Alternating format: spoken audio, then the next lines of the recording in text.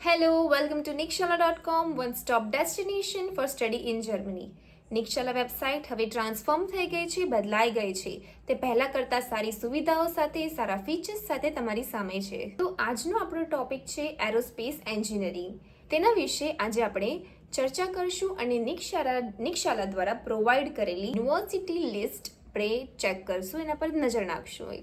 તો ઘણા બધા સ્પેશિયલાઇઝેશન છે જર્મનીમાં, જેમાંથી એક છે એરોનોટિક system, flight system, dynamic, air drive system, spacecraft and vehicle design, navigation, micro air vehicle, space and atmospheric flight optional control. તો જો તમે જર્મનીના સ્પેસક્રાફ્ટ ઇતિહાસ પર નજર નાખો તો જર્મની વર્લ્ડ વોર 1 અને વર્લ્ડ વોર 2 થી જ સ્પેસક્રાફ્ટ ક્ષેત્રમાં ભારે રોકાણ કર્યું છે. તેથી જ તેમનું R&D સેક્ટર અને મેન્યુફેક્ચરિંગ સેક્ટર ખૂબ જ મજબૂત છે. તેથી જો તમે જર્મની એરસ્પેસ બોડી જુઓ જે DLR છે અને તેઓ પાસે 39 ઇન્સ્ટિટ્યૂટ્સ છે 20 લોકેશન્સમાં. ફોર એક્ઝામ્પલ ક્રાઉન ઓફર અથવા મેક્સ પ્લેન્ક. હવે સ્પેસક્રાફ્ટ ઉદ્યોગના વિકાસને જોઈ રહ્યા છીએ તો એરસ્પેસ ઉદ્યોગનું જર્મની હબ સિવિલ તેમજ ડિફેન્સ ડિવિઝનનું નિર્માણ કરી રહ્યા છે. હવે 19ના દાયકાથી તેમની વૃદ્ધિ જોતા તેઓ 4 ગણા વધ્યા છે અને તેઓ જે આવક પેદા કરી રહ્યા છે તે 40 બિલિયન યુરો સુધી છે. અને વિશ્લેષકો કહી રહ્યા છે કે ઉદ્યોગ વધુ આગળ વધશે અને યુરોપ અને જર્મનીને આગામી વર્ષોમાં 30 થી 35 હજાર એરક્રાફ્ટની જરૂર પડશે. તેથી જ ઉદ્યોગો વધી રહ્યા છે અને અવકાશ પણ ઘણો વધશે.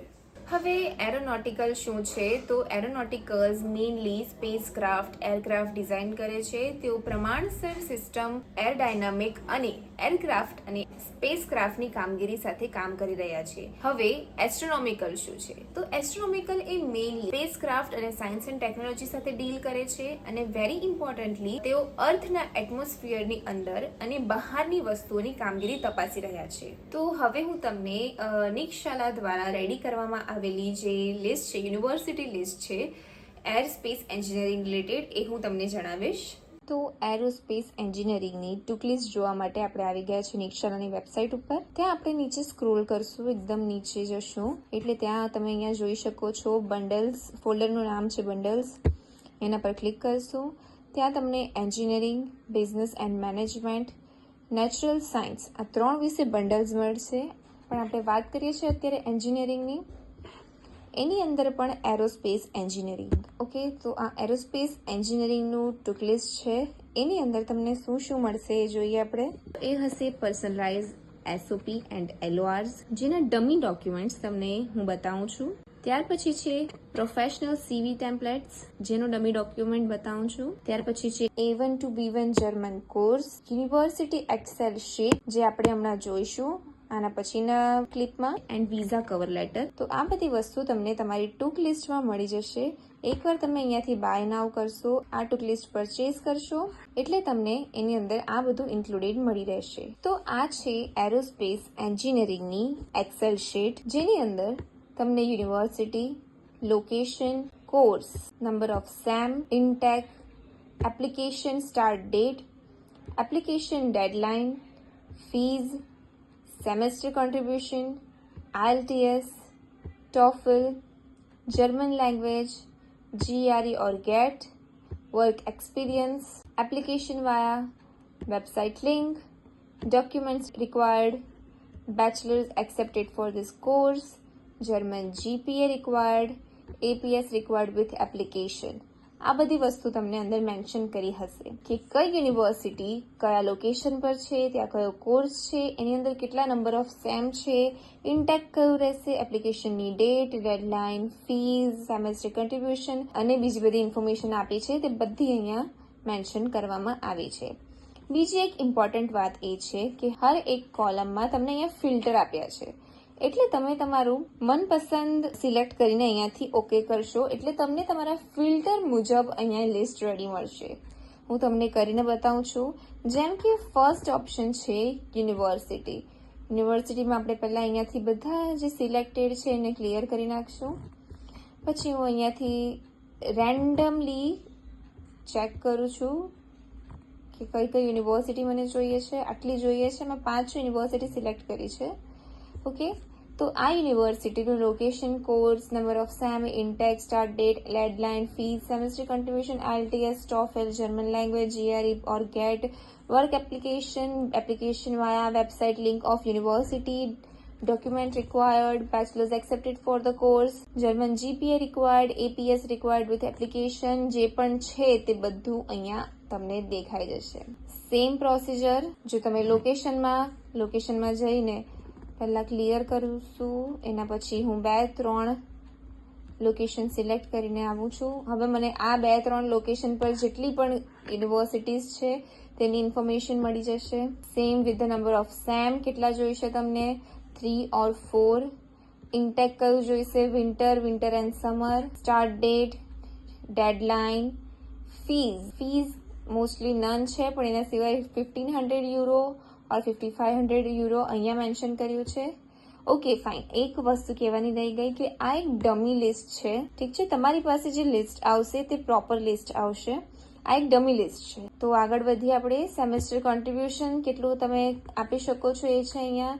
જેમ કે પહેલા ક્લિયર કરશું, 55, 350, 94 અહીંયા સુધી હું આપી શકીશ. ચલો, તો એમાં કેટલા આવશે, જો આટલી યુનિવર્સિટીઝ છે, કયા લોકેશન પર રહેશે, યુનિવર્સિટીનું નામ શું છે, કોર્સ કયો રહેશે, sem, intake, start date, deadline, fees વગેરે તમને બધું જ મળી જશે પાછળ સુધી. ત્યાર પછી IELTS સ્કોર, કેટલા બેન્ડ રિક્વાયર્ડ છે, અહીંયા તમે સિલેક્ટ કરશો કે 5.5, તો 5.5 વાળી બધી યુનિવર્સિટીઝ આવી જશે. 6 બેન્ડ, તો 6 બેન્ડ વાળી બધી યુનિવર્સિટીઝ આવી જશે. ત્યાર પછી છે TOEFL સ્કોર, એમાં કેટલા પોઈન્ટ્સ ઓર લેવલ જોઈશે એ આપણે અહીંયા સિલેક્ટ કરશું, તો એ હિસાબથી યુનિવર્સિટીઝ તમને મળી જશે. જર્મન લેંગ્વેજ કયા લેવલ સુધીની રિક્વાયર્ડ છે, A1 લેવલ સુધીની, A2 લેવલ સુધીની, B1, B2, not required but recommended. ઠીક છે, આ પણ અહીંયા મેન્શન કર્યું છે કે કઈ રિક્વાયર્ડ છે. ઠીક છે, હવે અહીંયા નોટ રિક્વાયર્ડ છે, તો આ યુનિવર્સિટીમાં તમને જર્મન લેંગ્વેજ નહીં આવડતી હશે તો ચાલશે. પણ અહીંયા A1 રેકમેન્ડેડ છે, તો તમારી પાસે A1 લેંગ્વેજ શીખેલું હોવું જોઈએ. A2 છે, ફરી નોટ રિક્વાયર્ડ છે, A2, B1, ઠીક છે. ત્યાર પછી છે GRE or GET, એ પણ તમે અહીંયાથી સિલેક્ટ કરી શકો છો, રિક્વાયર્ડ છે કે નથી. ઓકે, વર્ક એક્સપિરિયન્સ રિક્વાયર્ડ છે કે નથી, નોટ રિક્વાયર્ડમાં નોટ રિક્વાયર્ડ મેન્શન કર્યું છે. તમને નોટ રિક્વાયર્ડ વાળી યુનિવર્સિટીઝ જોઈતી હોય તો તમે સિમ્પલી અહીંયા નોટ રિક્વાયર્ડ પર ક્લિક કરશો, ઓકે આપશો ફિલ્ટરને, એટલે તમને નોટ રિક્વાયર્ડ વાળી બધી યુનિવર્સિટીનું લિસ્ટ મળી જશે. એ સિવાય તમારી પાસે 6 મંથ્સનો એક્સપિરિયન્સ હોય તો એ સિલેક્ટ કરી શકો, 3 યર્સનો હોય તો એ સિલેક્ટ કરી શકો. એપ્લિકેશન વાયા શેનાથી કરવાની છે, તમને કઈ યુનિવર્સિટીમાં જોઈએ છે પહેલા તો એના પર ડિપેન્ડ છે. અને જો તમે એપ્લિકેશન વાયા જોતા હોવ તો અહીંયા ત્રણ વસ્તુથી કરી શકે છે, uni assist, university portal and VPDN portal. ઠીક છે, તો અહીંયા સિલેક્ટ કરી શકો છો. જેમ કે મારી યુનિઅસેસથી કરવું છે તો હું એના પર સિલેક્ટ કરીશ, ઓકે આપીશ, એટલે તમે જોઈ શકો છો કે જે પણ યુનિઅસેસ વાળી યુનિવર્સિટીઝ છે એ મારી સામે રજૂ થઈ જાય છે. ઓકે, આ બધી વેબસાઇટ લિંક છે, તમે જે પણ યુનિવર્સિટી સિલેક્ટ કરશો એની વેબસાઇટ લિંક તમને મળી રહેશે. ડોક્યુમેન્ટ રિક્વાયર્ડ કયા રહેશે એ મેન્શન કર્યું છે. અહીંયા તમે જોઈ શકો છો, જે યુનિવર્સિટી સિલેક્ટ કરો છો એની સામે એના ડોક્યુમેન્ટ કયા રિક્વાયર્ડ રહેશે તે લખવામાં આવ્યું છે. Bachelors accepted for the course, કયું બેચલર એક્સેપ્ટેડ રહેશે. આપણે હમણાં સ્પેસિફિકલી એરોસ્પેસ એન્જિનિયરિંગની વાત કરીએ છીએ, તો એની અંદર તમે કયું બેચલર્સ કર્યું છે એ હિસાબથી તમે અહીંયા સિલેક્ટ કરી શકો છો. ઘણા બધા છે, સિલેક્ટ કરીને તમે સિમ્પલ ઓકે આપશો એટલે એ યુનિવર્સિટીઝ તમારી સામે આવી જશે. ત્યાર પછી છે German GPA required. German GPA કેટલું રિક્વાયર્ડ છે, 2.5, 2.8, ગુડ. અને અમુક યુનિવર્સિટીમાં મેન્શન નથી કર્યું તો નોટ મેન્શન લખ્યું છે અમે લોકોએ, પણ સિમ્પલી તમે અહીંયા આટલામાંથી સિલેક્ટ કરીને તમે એ યુનિવર્સિટીને જોઈ શકો છો.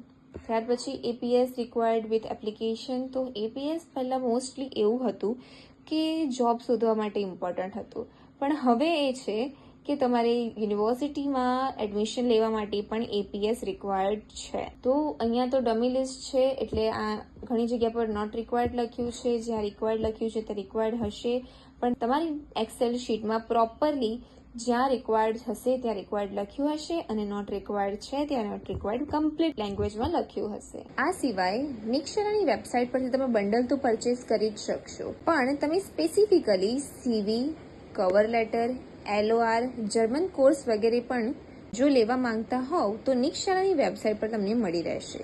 આઈ હોપ તમને વિડીયો પસંદ પડ્યો હોય અને સમજ પડી હોય. પસંદ પડ્યો હોય વિડીયો તો લાઇક કરજો એન્ડ ફોલો ફોર મોર.